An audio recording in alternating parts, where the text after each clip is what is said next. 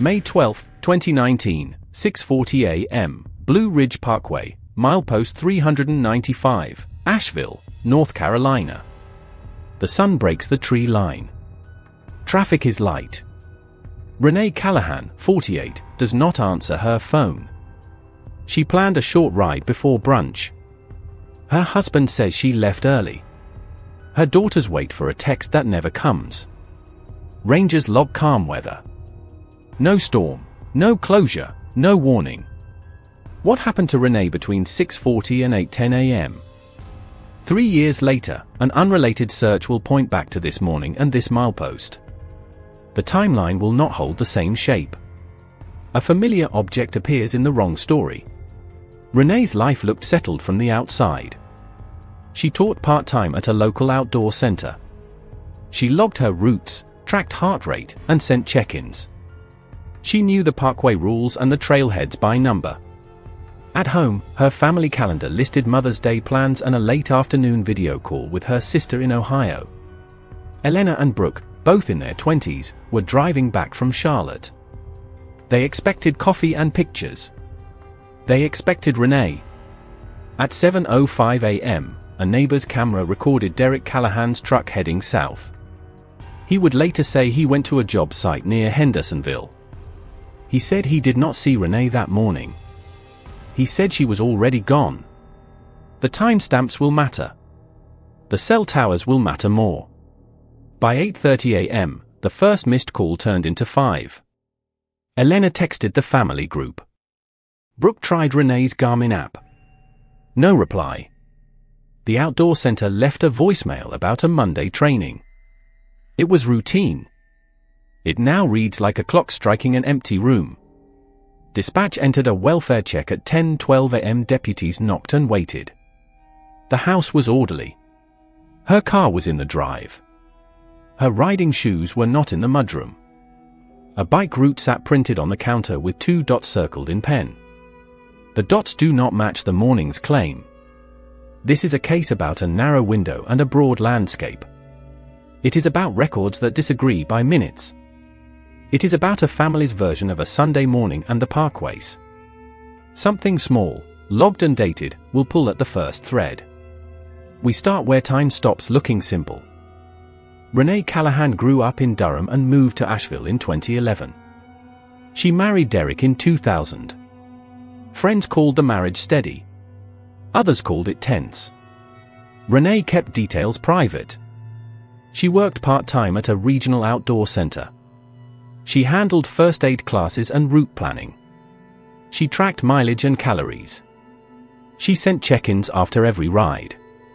She preferred quiet routines and clear calendars. Her daughters, Elena and Brooke, are in their 20s.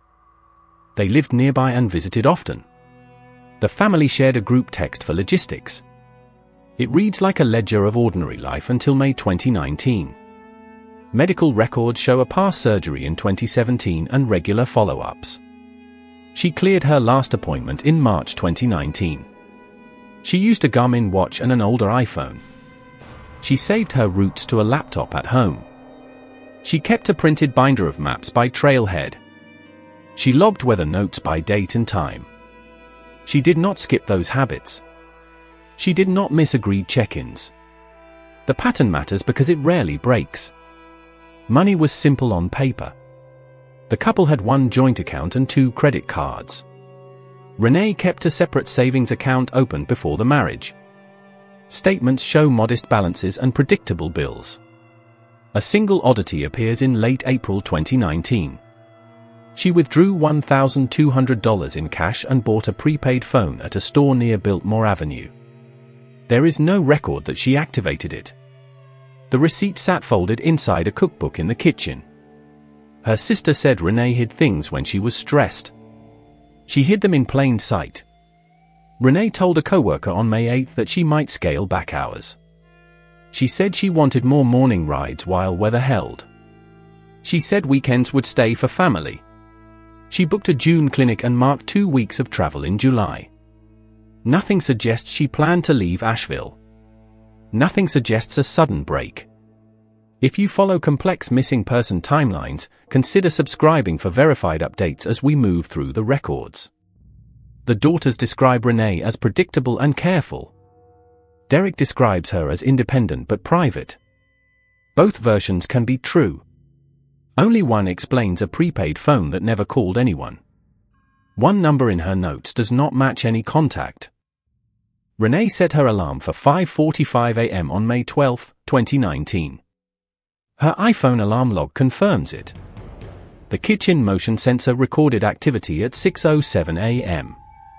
A coffee mug on the counter tested clean. The garage door showed an open at 6:18 a.m. The door logged closed at 6:19 a.m. A bike tire pump sat out, uncapped. Her Garmin watch paired with her phone at 6:22 a.m. It did not start a recorded activity. At 6:40 a.m., a traffic camera near milepost 395 showed a dark SUV heading south. Investigators believe it was Derek's truck. A neighbor's camera captured the same truck at 7:05 a.m., moving toward Hendersonville Road. Derek said he left for a job site after 6. He said he did not see Renee. He said the truck did not return. Renee's phone pinged the Beaver Dam Tower at 6:44 a.m. It switched to the Town Mountain sector at 6:51 a.m. There were no steps recorded after 6:53 a.m. Her watch showed a sudden drop in heart rate readings at 6:55 a.m. Then the watch disconnected. The watch did not reconnect that morning. Her Garmin app last synced at 6:58 a.m. with incomplete data. Elena texted at 7:32 a.m. The message delivered but showed unread. Brooke called at 7:49 a.m. The call rang through, then voicemail. A doorbell camera at a nearby home recorded a cyclist passing at 7:11 a.m. The cyclist wore a red jacket. Renee's jacket was blue. Deputies later confirmed the rider was a different woman. At 8:02 a.m., Renee's iPhone sent a failed Bluetooth handshake to her car. The car was parked in the driveway. The system log shows no engine start. At 8:30 a.m., Elena tried Renee's Garmin LiveTrack link. It returned inactive. At 9:17 a.m., Derek's phone connected to a tower near Naples. He sent a text to the family group at 9:19 a.m. He asked if Renee met them already. That text appears after earlier missed calls from the daughters. The order matters. At 10:12 a.m., dispatch entered a welfare check. Deputies found the house neat and locked. A route map on the counter showed 2 dots circled in pen. Those dots did not match the towers that saw Renee's phone. One more device on the property recorded motion when no one was home. By 11:30 a.m. on May 12, 2019, a search command post formed at the Parkway Overlook near milepost 395. Rangers set sectors between mileposts 392 and 398. They pushed teams into pull-offs, culverts, and picnic spurs. Drones lifted at 2:10 p.m. A helicopter grid started at 3 p.m. Tracking dogs arrived at 3:05 p.m. They failed to hold a scent from the driveway. They failed again along the first mile of the Parkway shoulder. Deputies canvassed homes for doorbell footage. The red jacket cyclist from 7:11 a.m. was identified and cleared. A geofence warrant covered 2 hours along the Parkway corridor. It returned a short list of devices. One belonged to a maintenance worker. One belonged to a tourist from Ohio. Neither device ever touched Renee's accounts. No bike crash reports hit the park's log that day. Number 911 calls reported a downed rider. Day 2 added an FBI digital team. They pulled router logs, garage controller entries, and thermostat histories. The home router showed a disconnect at 6:56 a.m., then a brief reconnect at 7:02 a.m. The garage controller showed no second open. The smart thermostat switched to Thaway at 7:10 a.m. It usually changed only when all phones left the property. Derek's phone was already south by then. Renee's devices should have still been home if she left by bike. Investigators checked the Bent Creek trailhead for tire marks. A fresh track matched a 29-inch mountain tire. Renee rode 700C road tires. No one could tie that track to her home. Rangers flagged a small debris field at milepost 397. It held nothing linked to Renee. A backpack tag belonged to someone else. Detectives interviewed Derek at 6:40 p.m. He described leaving for Hendersonville before sunrise. He said he fueled near Naples around 9. The station camera shows his truck at 9:13 a.m. The receipt prints at 9:14 a.m. His foreman says Derek arrived at 9:42 a.m. That cuts the window thin but not impossible. It does not place him on the parkway or with Renee. On day 3, focus narrowed to the house. A side yard sensor recorded motion at 9:58 a.m. No one admits returning. The first irregularity was the bicycle. It was found upright against grass, not tangled or scraped. The rear quick release was half open. The chain sat on a small ring that Renee rarely used for road climbs. There were no skid marks on the shoulder. No paint transfer. No gouge in the gravel. Rangers logged the scene as clean.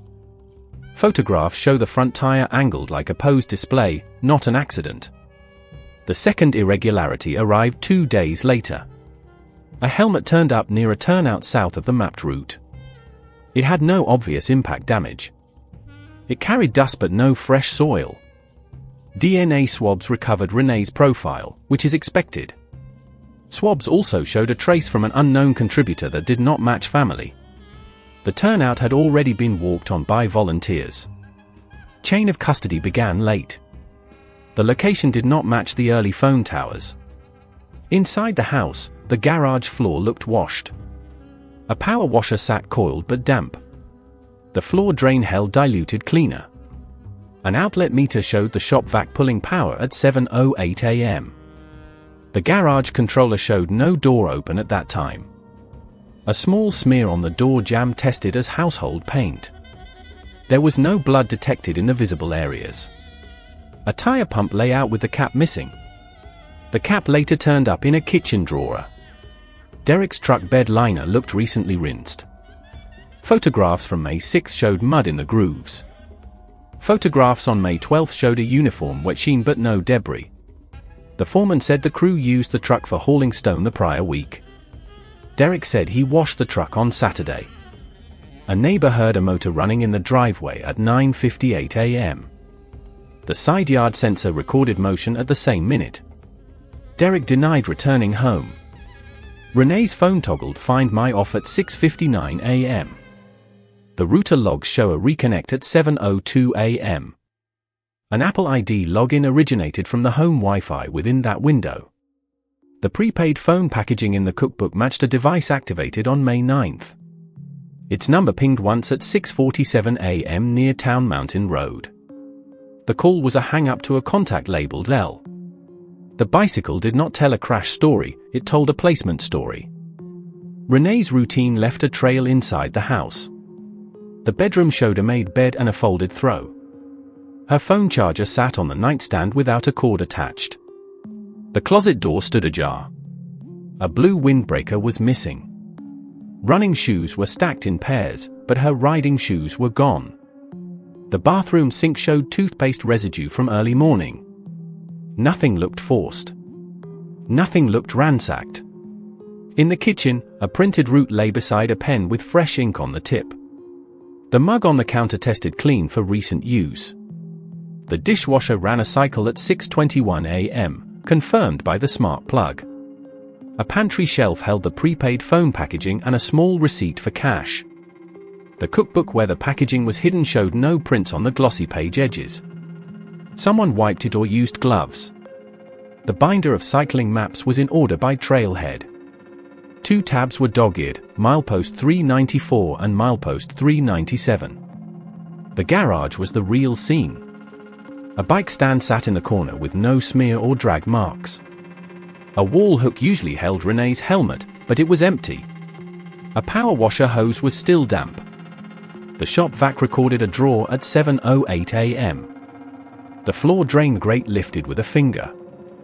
Inside was soot residue and a hair that did not match Renee's color. Swabs came back insufficient for profile but confirmed human origin. Tire prints on the concrete were faint and parallel, as if placed, not rolled. Renee's car sat in the driveway with the key fob in a bowl by the door. The car's data module logged a Bluetooth ping at 8:02 a.m. with no unlock. The side yard camera caught motion at 9:58 a.m., a figure passing outside the frame edge. Rangers traced footprints in mulch, size consistent with a men's 9. Derek wears an 11. The mulch prints faded before casting. Her desk held a laptop with her Garmin Express app open. The last sync time stopped at 6:58 a.m. Her medical folder and passport were present. No suitcase was missing. No travel bag was open. The house told a morning in progress that stopped, then got cleaned. A single long hair caught in the garage hinge belonged to no one in the family. Deputies interviewed Elena first on May 12 at 6:55 p.m. She said Renee texted her at 6:09 a.m. on May 10 about brunch plans. There were no messages after that. Elena described her mother as methodical. She said a missed check-in meant a problem. She confirmed Renee never used the small ring on climbs. She said Renee printed routes the night before rides and left the pen out. Brooke sat with detectives on May 13 at 9:20 a.m. She showed the group chat. Her 7:49 a.m. call on May 12 rang, then voicemail. She also showed a live track link from March rides. Renee sent one before every weekend ride. Brooke said she did not get a link on May 12. She said that was unusual and alarming. A neighbor across the street reported engine noise at 9:58 a.m. He believed it was a pressure washer. He did not see who used it. His doorbell camera faced away from the driveway. He did capture a shadow moving along the side fence. The timestamp matched the side yard sensor alert. He told deputies he saw no truck return that morning. Renee's co-worker at the outdoor center spoke on May 14. She said Renee asked about reducing hours. She also recalled a short comment on May 8. Renee said, "I need mornings clear for a while." The co-worker took it as a workout note. She later wondered if it meant more. The red jacket cyclist gave a statement. She logged a pass near milepost 394 at 7:11 a.m. She did not see Renee or a blue jacket. She carried a helmet camera. The footage showed clear shoulders and light traffic. Investigators reviewed it frame by frame. Nothing placed Renee on that stretch. Detectives interviewed Derek with counsel on May 15 at 2 p.m. He said he left before 6. He said he did not check the garage. He said Renee often prepped alone. He consented to a download of his phone. The report showed 2 deleted texts at 6:52 a.m. to a number saved as EL. Derek said he did not remember them. He said he deletes routine messages often. He denied returning home at 9:58 a.m. He denied using the pressure washer. A voicemail on Renee's phone timestamped 7:03 a.m. recorded only room tone and a brief shuffle. Investigators built 2 competing paths. The first said Renee left to ride and vanished on the parkway. The second said she never made it out. The bicycle and helmet fit the second path. They appeared placed and late. The tech logs leaned there too. Find My off at 6:59 a.m. router reconnect at 7:02 a.m. Apple ID activity from home within that window. A ride that never started left a more credible trace than a ride that crashed. The garage evidence suggested a reset. The shop vac pulled power at 7:08 a.m. The power washer left a damp hose. The floor drain showed cleaner. There was no fresh blood detected. There was a hair that did not match Renee. The prints in mulch were a men's 9. Derek wears an 11. That detail argued against him returning. It did not rule out a second person. The prepaid phone changed the model. Renee bought it 3 days earlier. A single ping hit at 6:47 a.m. near Town Mountain Road. Derek's phone showed 2 deleted texts at 6:52 a.m. as well. Detectives searched carrier records. The prepaid number connected for 8 seconds and dropped.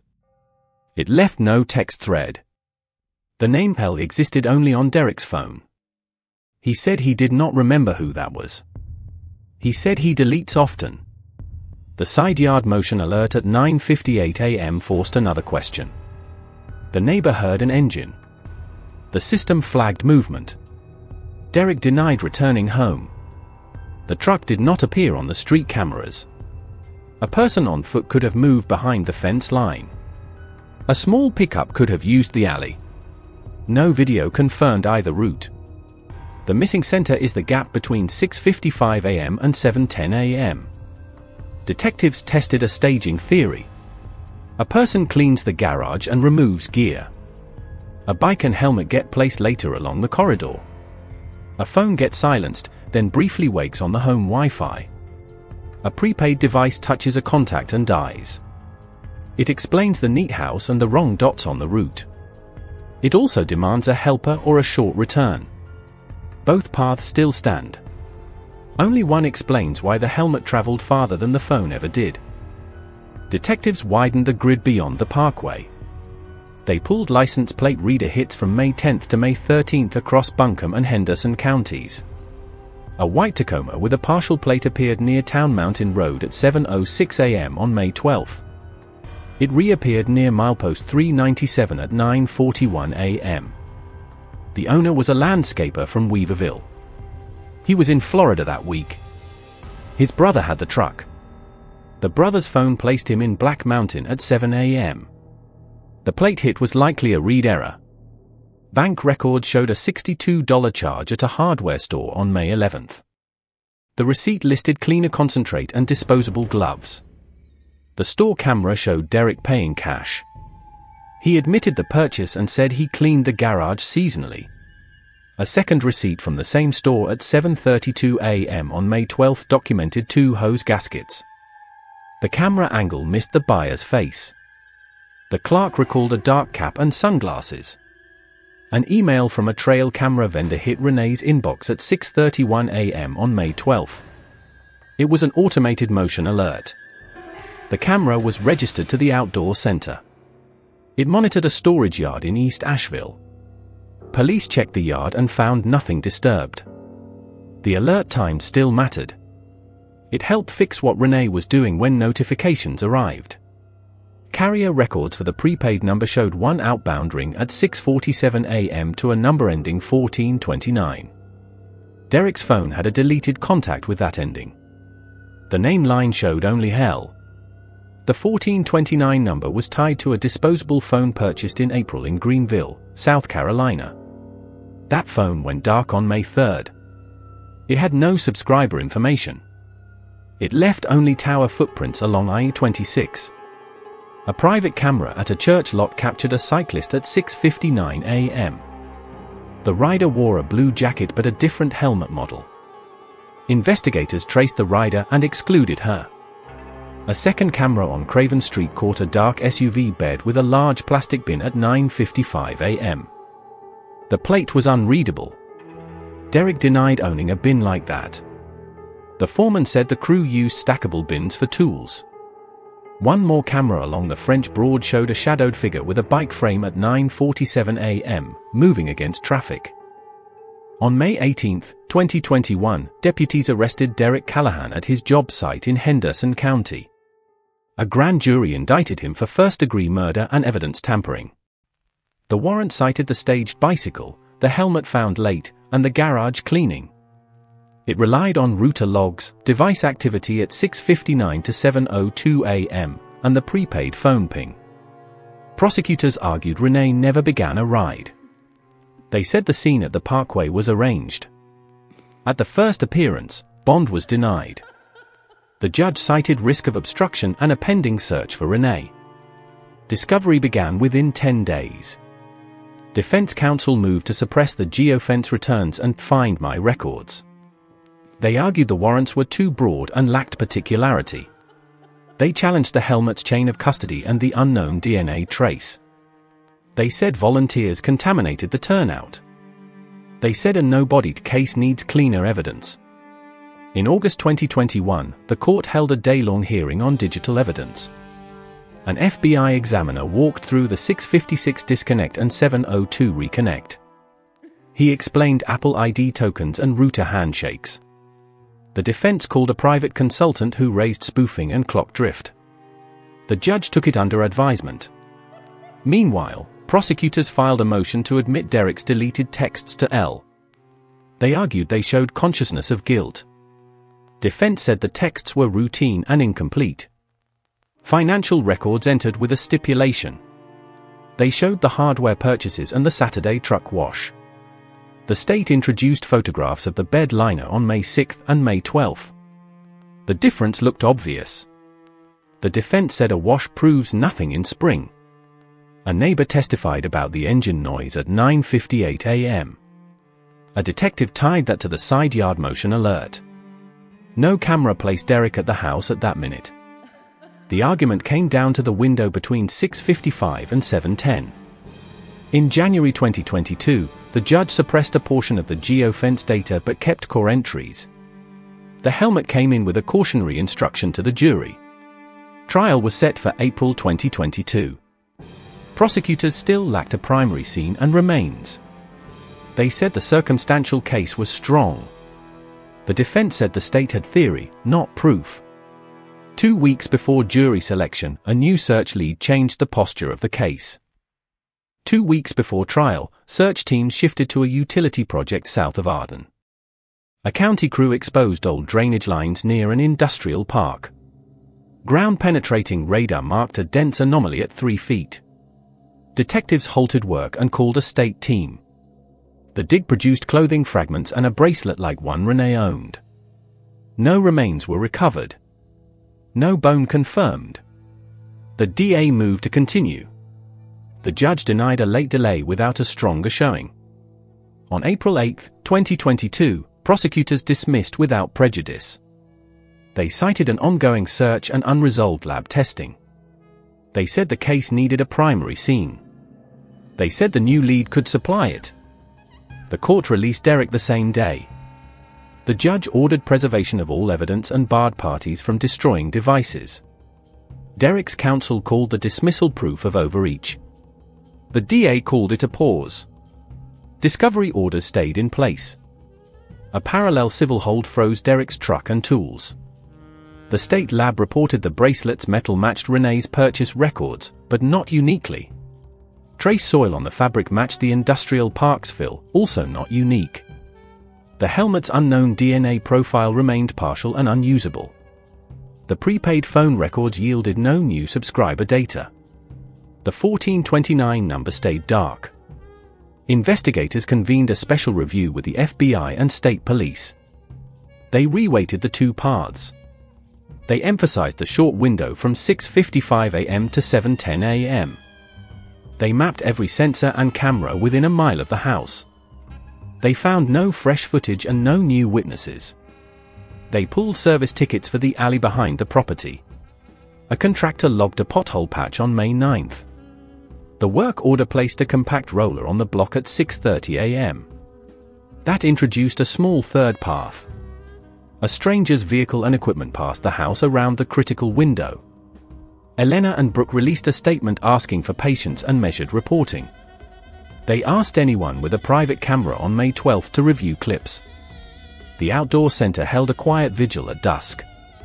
Detectives did not attend. They were at a landfill in Henderson County, screening past loads tied to May 2019. One item from the house inventory had never been tested for touch DNA.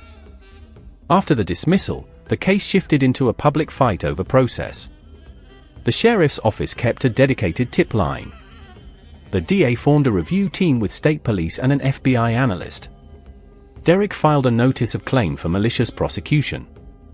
His attorneys demanded the return of his truck and electronics. A civil hold stayed in place. Elena and Brooke split roles. Elena spoke at a vigil and asked for patience. Brooke asked reporters to stop calling at night. A local group raised a reward to $35,000. FOIA releases revealed redactions around the geofence and the side yard motion clip. Commentators debated a missing 7 minutes like it was a sport. In June 2022, the lab tested the unexamined item from the house inventory, the black pen next to the route map. Swabs produced a mixed profile with a primary female contributor and a secondary male trace. The male trace excluded Derek. It did not identify anyone else. The profile was too partial for a CODIS hit. The pen returned to the evidence locker with a note, "Retain for future amplification." August brought a drought along the French Broad. A volunteer group working legal access points found a plastic bin lid wedged in a root tangle. The make and model matched a brand sold at the hardware store Derek used. The residue on the lid contained cleaner consistent with the concentrate on the May 11th receipt. The product was common and not unique. No fingerprints survived. It fit the theory and proved almost nothing. In September 2022, the state convened a special review board. The board declined to recommend a refile without a primary scene or remains. They urged continued testing of trace hairs and the prepaid phone's IMEI history. The carrier provided a refurbished chain to a Greenville kiosk in April 2019 and then a pawn record in July. The buyer name was a fake. The kiosk camera looped every 14 days and was overwritten. By December, the sheriff's office labeled the status active, undetermined. Derek appeared on a podcast and denied harming Renee. He said the case ruined his business and his name. He said the helmet was planted by strangers. Detectives did not answer him in public. They were busy reviewing one more database update from a new lab tool that reads shed skin cells from paper. A note on the printed route may hold a name.